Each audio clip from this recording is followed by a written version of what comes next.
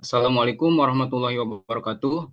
Pada kesempatan kali ini, kami dari kelompok 6 akan mempresentasikan hasil UAT untuk aplikasi yang sedang kita kembangkan, yaitu dari kita. Next.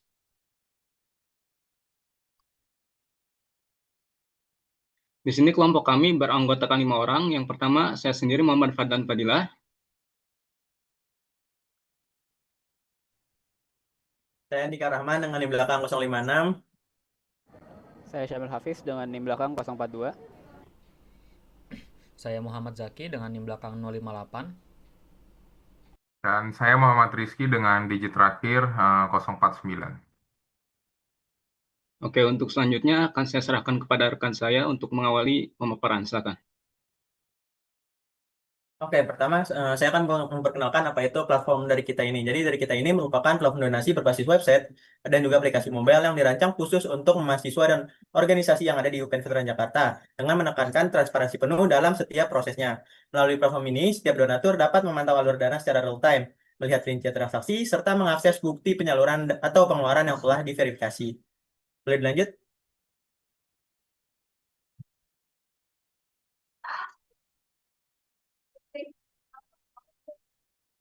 Boleh dilanjut? Oke. Jadi selanjutnya itu ada identifikasi dari pengguna dan juga aktornya. Jadi di sini kita memiliki 4 aktor. Yang pertama itu public atau guest, itu secara umum yang dapat mereka lakukan yaitu meninjau program dan melihat laporan penggunaan dananya. Dan juga yang kedua itu ada donor atau dari aktivitas akademika, yaitu mereka dapat melakukan pencarian program, memberi donasi dan juga memantau laporan penggunaan dana. Dan yang ketiga itu ada administrator, yaitu dari organisasi mahasiswa. Dan mereka dapat melakukan pembuatan atau mengajukan program donasi ke auditor untuk mengelola program donasi dan juga melaporkan penyaluran dananya. Dan yang terakhir ada auditor, yaitu dari kemahasiswaan universitas. Yaitu mereka dapat memeriksa kecocokan bukti nota atau kwitansi dengan dana yang keluar, menyetujui pembentukan akun administrator, dan juga menyetujui pembuatan dari programnya. Boleh dilanjut?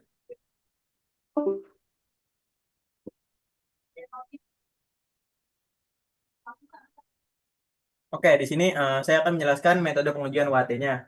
Jadi yang pertama yaitu pengujian dilakukan menggunakan metode task-based testing, dan yang kedua itu setiap tester diberikan serangkaian tugas sesuai dengan role pengguna yang diuji.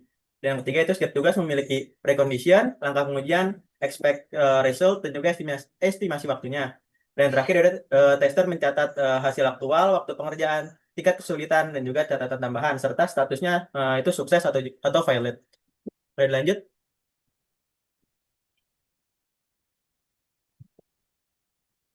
Dan juga di sini ada pengujian mencakup skenario normal test case dan juga abnormal test case.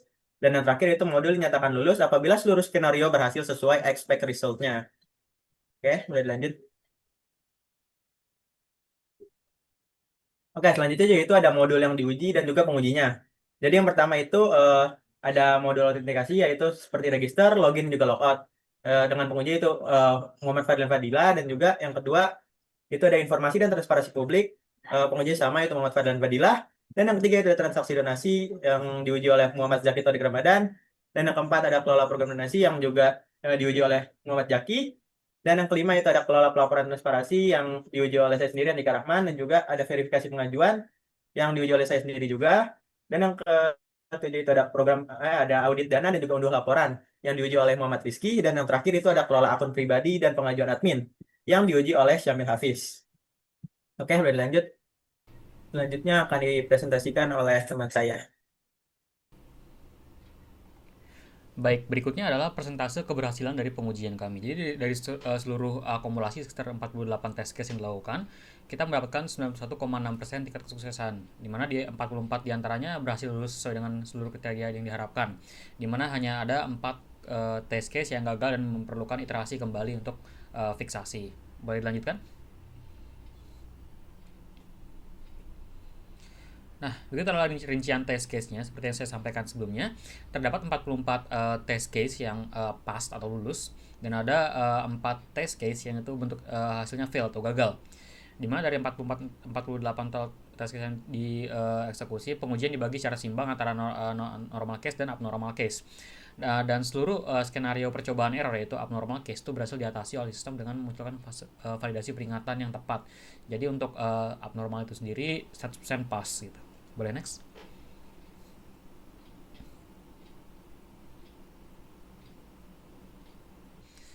diulang dari awal ya.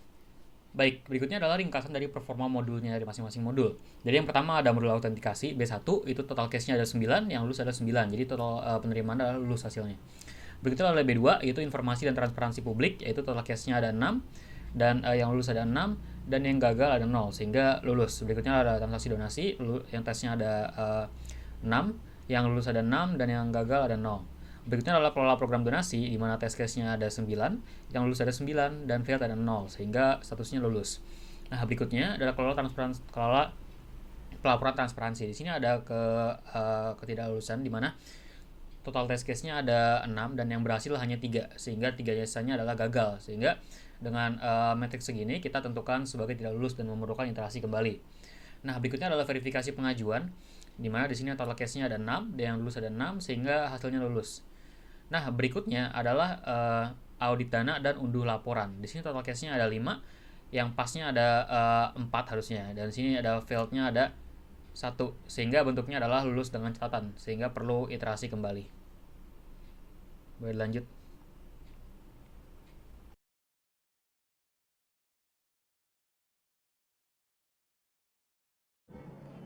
Baik, izin melanjutkan.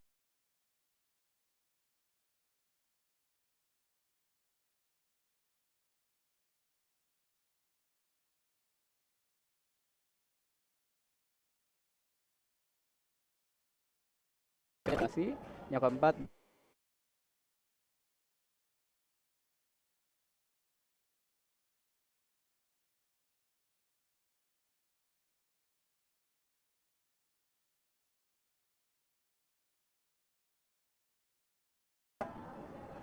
gue ngelek sorry gue ngelek reconnect tadi di Tiba-tiba kata menghilang, ulang. cowok, Samil. sorry ntar dikat aja. Oke, 1, 2, 3. Baik, izin melanjutkan. Untuk slide selanjutnya ada modul yang berhasil. Dari sini ada 5 modul yang berhasil, dari B1, B2, B3, B4, dan B6. Nah, di sini 5 modul berhasil melewati seluruh skenario pengujian dengan tingkat keberhasilan 100%. Beberapa pencapaian yang perlu disorot itu ada integrasi dengan payment gateway Mitrans berjalan lancar, sistem role based access control untuk auditor terbukti berfungsi dengan benar, dan seluruh operasi CRUD pada manajemen program donasi berjalan sesuai spesifikasi. Boleh dilanjut.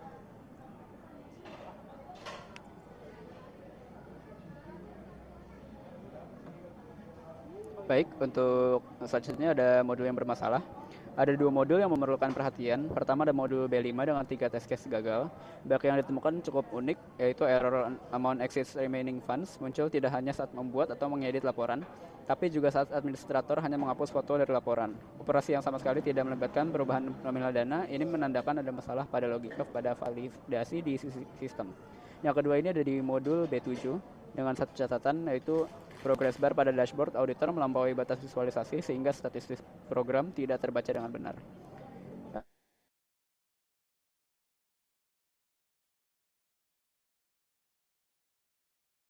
Ya, baik. Selanjutnya adalah kita masuk ke bagian potongan hasil pengujian UAT yang sudah kami lakukan. Nah, di sini secara keseluruhan kami menguji 7 modul fungsional dengan total 48 skenario pengujian yang mencakup skenario normal maupun abnormal. Dari 48 test case tersebut, 44 dinyatakan pass dan 4-nya gagal. Sehingga tingkat keberhasilan itu secara keseluruhan kami mencapai 91,67%. Kalau kita lihat per modul, 5 modul berhasil lulus sempurna tanpa satupun kegagalan, yaitu B1 autentikasi, B2 informasi dan transparansi publik, lalu B3 transaksi donasi, B4 kelola program donasi, dan ada B6 verifikasi pengajuan. Modul B7 audit dana dan unduh laporan di sini lulus dengan satu catatan perbaikan minor pada komponen antarmuka. Satu-satunya modul yang tidak lulus adalah B5, yaitu kelola pelaporan transparansi yang akan kita bahas lebih dalam di slide berikutnya. Nah, dari hasil UAT ditemukan 2 masalah yang perlu ditindaklanjuti sebelum sistem bisa diterima sepenuhnya. Masalah pertama bersifat kritis dan ada di modul B5. Saat tester mencoba membuat laporan transparansi pada program galang dana, lalu di sini sistem terus memunculkan error amount exceeds remaining funds. Padahal nominalnya harus masih mencukupi. Yang lebih mengejutkan, error ini juga muncul bahkan ketika tester hanya menghapus foto dari laporan tanpa mengubah nominal sama sekali. Ini berarti akar masalahnya bukan di validasi input, tapi di logika kalkulasi yang dipanggil setiap kali operasi simpan dijalankan. Nah, tanpa membedakan apakah perubahan itu bersifat finansial atau tidak. Akibatnya, ketiga skenario normal pada modul ini gagal semua, dan fitur pelaporan transparansi tidak bisa digunakan sama sekali. Lalu di sini ada masalah kedua, dan ini bersifat minor dan ada di modul B7, tepatnya pada tampilan dashboard auditor. Progress bar statistik program melampaui batas visualisasi atau overflow, sehingga data tidak terbaca dengan benar. Meskipun tidak memengaruhi logika backend, ini tetap perlu diperbaiki karena auditor mengandalkan dashboard sebagai titik awal pemantauan. Nah, di sini solusinya cukup dengan membatasi nilai maksimum dengan progress bar melalui style CSS atau style sheet atau dengan sisi front end. Nah, di sini kedua masalah ini wajib kita perbaiki dan diuji ulang sebelum kesimpulan penerimaan sistem final dapat kita tetapkan. Baik, selanjutnya dijelaskan oleh rekan saya. Terima kasih. Oke, untuk menindaklanjuti hasil pengujian, kami akan melakukan beberapa hal berikut. Yang pertama itu ada untuk memperbaiki bug kritis, yaitu pada modul B5 terkait kegagalan kalkulasi sadana. Untuk tindakannya sendiri, yaitu investigasi dan perbaikan algoritma penghitungan. Untuk target nantinya, yaitu mengembalikan fungsi utama pelaporan transparansi, karena ini merupakan core value dari aplikasi ini. Yang kedua itu perbaikan UI UX pada modul B7, yaitu terkait tampilan progress bar dashboard auditor. Untuk tindakannya itu penyesuaian antarmuka. Untuk targetnya sendiri, meningkatkan visibilitas dan keterbacaan data bagi tim auditor. Nah, setelah beberapa perbaikan tersebut berhasil dilaksanakan, maka nantinya kita akan segera setelah itu akan melakukan penjadwalan ulang untuk testingnya pada 7 test case yang tidak berhasil tersebut. Karena kan untuk syarat kelulusan sendiri untuk syarat kelulusan sendiri itu harus 100% berhasil. Kayak boleh next.